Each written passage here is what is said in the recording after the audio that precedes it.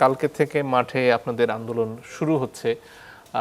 প্রশ্নটা জাগে এখান থেকে যে এই সরকার তো আসলে সবগুলো রাজনৈতিক দলের মতৈক্যের ভিত্তিতেই প্রতিষ্ঠিত একটি সরকার, তাহলে আন্দোলনটা কার বিরুদ্ধে? বিসমিল্লাহির রহমানির রহিম। ধন্যবাদ আমার সম্মানিত সহ আলোচক বৃন্দ, দর্শক শ্রোতা মণ্ডলী, সবাইকে আন্তরিক শুভেচ্ছা অভিনন্দন। না, আন্দোলন হচ্ছে জনগণের জন্য, আর আন্দোলন দাবি আদায় হচ্ছে আমরা সরকারের কাছ থেকে করতে চাই। ন্যাচারালি তো আমাদের দাবি দেওয়া যারা সবসময় গভর্নমেন্টে থাকে তাদের কাছেই কিন্তু আমাদের সেই দাবি।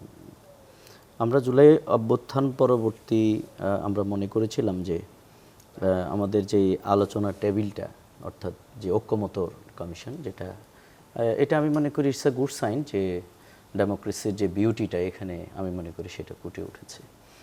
এবং সর্বশেষ জাকসুর মধ্য দিয়েও আমি পার্সোনালি মনে করি যে এটা আমরা দেখতে পেয়েছি যে 53 বছরের এই বাংলাদেশে এখানে যে মানুষের অর্থাৎ সহনশীলতার যে জায়গাটি, পরমত সহিষ্ণুতার জায়গাটি, এগুলো আছে এবং লম্বা সময় ব্যাপী সেটি আজকে হচ্ছে।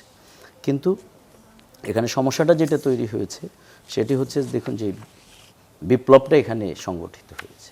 এই বিপ্লব পরবর্তী মানুষের যে প্রত্যাশার জায়গাটি, সেটি কিন্তু যে কোনো পৃথিবীর যে সমস্ত জায়গায় কিন্তু বিপ্লব সংগঠিত হয়, আপনি ফ্রান্স বলেন, পৃথিবীর অনেক জায়গায়, lot of example you have, সে সমস্ত জায়গাতে কিন্তু পরবর্তীতে যেই আলাপ আলোচনার মধ্য দিয়ে যে জায়গাগুলো তৈরি হয় সেগুলো কিন্তু লিগ্যাল ফ্রেমের মধ্য দিয়ে আসতে হয় এবং আসতে হয়। কিন্তু আমাদের জুলাই যে ঘোষণাপত্র, সেখানে কিন্তু আমরা দেখেছি অনেকগুলো ঘোষণা এসছে, সেগুলোর মধ্যে সবার মিশ্র প্রতিক্রিয়া ছিল, রাজনৈতিক দলগুলোর মধ্যে বিভিন্ন রকম বক্তব্য ছিল। আমরা দীর্ঘ সময়ে আলোচনার মধ্য দিয়ে জুলাইয়ের যেই সনদ, তার মধ্য দিয়ে আমরা চেয়েছিলাম যে একটি ঐক্যমতের জায়গা, অর্থাৎ এটাকে একটা আইনি ভিত্তির জায়গা তৈরি করা হবে। কিন্তু সেখানে কোনো রাজনৈতিক দলগুলো সে ব্যাপারে তাদের সদিচ্ছা, আন্তরিকতা, তাদের জায়গা থেকে তারা তাদের বক্তব্য দিয়েছে। বাংলাদেশের যেই দীর্ঘ সময়ব্যাপী এখানে নির্বাচনের ভোটাধিকার প্রয়োগের আমাদের যে জায়গাটি না থাকা, আমরা দীর্ঘ সময় যে ফ্যাসিবাদের কবলে থেকে গুম, খুন, লুণ্ঠন, আমাদের গোটা রাষ্ট্র ব্যবস্থাকে যেভাবে লণ্ডভণ্ড করে দেওয়া হয়েছে, এটিকে পুনর্গঠন করবার জন্য এরকম একটি ঐক্যমত কমিশন এবং এর মধ্য দিয়ে যে আলোচনাগুলো হয়েছে, this is the good sign, this is the beauty of democracy, I think. কিন্তু সেটি আপনি যদি আইনি ভিত্তিটা যদি আপনি না দেন, অর্থাৎ তাহলে সেই জায়গায় কিন্তু থেকে যায়, অর্থাৎ অপূর্ণাঙ্গতার মধ্যে থেকে। কারণ এই যে আজকের যে গভর্নমেন্ট, অর্থাৎ যেটাকে আমরা ইন্টারিম গভর্নমেন্ট বলছি, এই গভর্নমেন্ট কিন্তু কোনো কনস্টিটিউশনাল গভর্নমেন্ট না। এবং এই গভর্নমেন্টের কি নাম, এটা কিন্তু আজকে সংবিধানে কিন্তু নেই।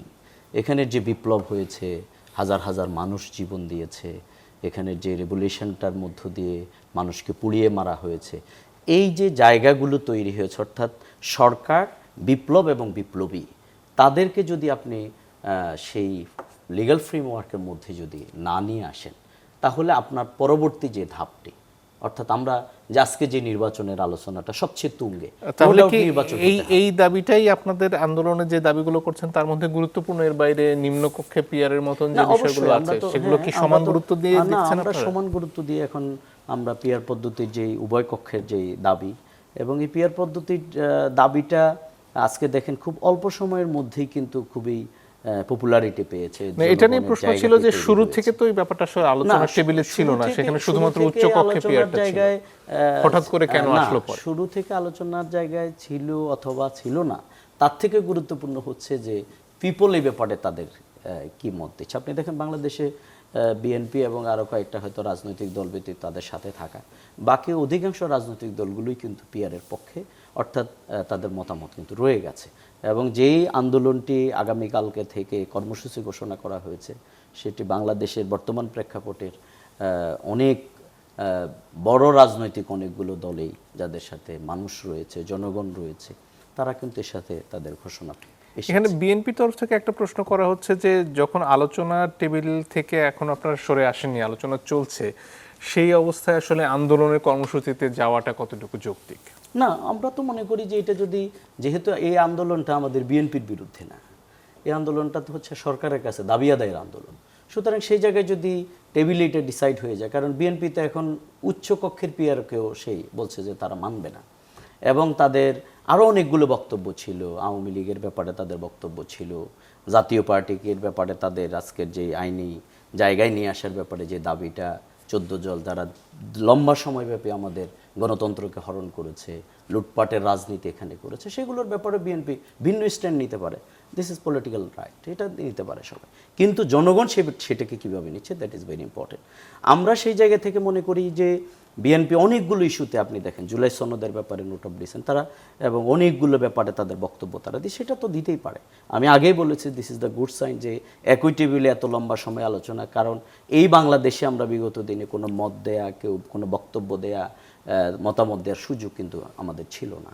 সুতরাং এটা আমাদের জন্য একটা ভালো দিক যে এই আলোচনাগুলো হচ্ছে। আমরা এখনও মনে করি যে আমরা যে পিআর পদ্ধতির কথা বলছি, আমরা একসময় কেয়ারটেকার সরকারের কথা বলেছিলাম জামাত ইসলামী, তখন কিন্তু বিএনপি বলেছিল এটা শিশু এবং পাগল ব্যতীত নিরপেক্ষ কেউ নাই, কিন্তু সেটি কিন্তু পরবর্তীতে এখন সংবিধানের অংশ, পরবর্তী আওয়ামী লীগ বাদ দিয়েছে, এখন আবার সেটাকে কোর্ট আপহোল্ড করছে।